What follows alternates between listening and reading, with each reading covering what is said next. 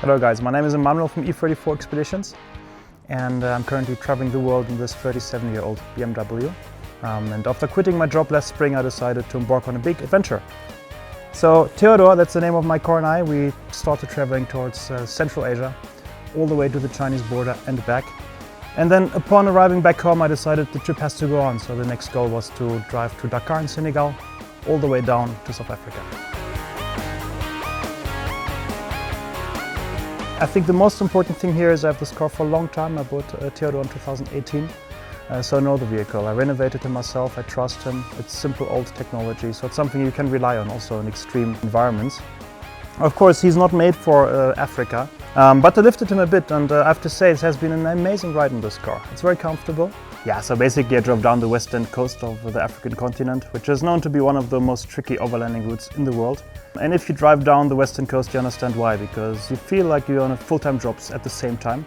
On one hand, you spend a lot of time driving, then you have to do the planning, you have to make sure that you're safe, you have to, well, the camping, I camp on the road, and you have to do the visas. So it's complicated, but the route basically goes down the western coast of the continent and is absolutely beautiful because you cross so many different landscapes. You start in the Sahara Desert, and then you drive towards the rainforest, cross the equator, and then you have again some deserts in Namibia. So it's changing all the time and it's absolutely beautiful.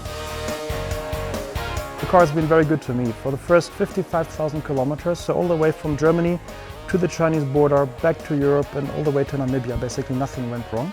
So all in all, I think on a technical side of view, I was very lucky. The car was very strong and a very good travel companion.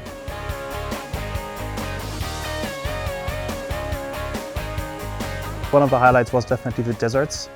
Just a vast openness. You feel very small, there's not a lot going on.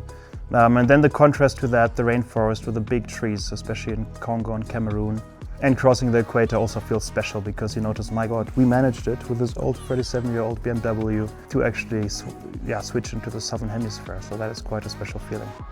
And I have to say South Africa is special because crossing the continent is quite a struggle. And then reaching South Africa feels, for me, a bit like reaching home.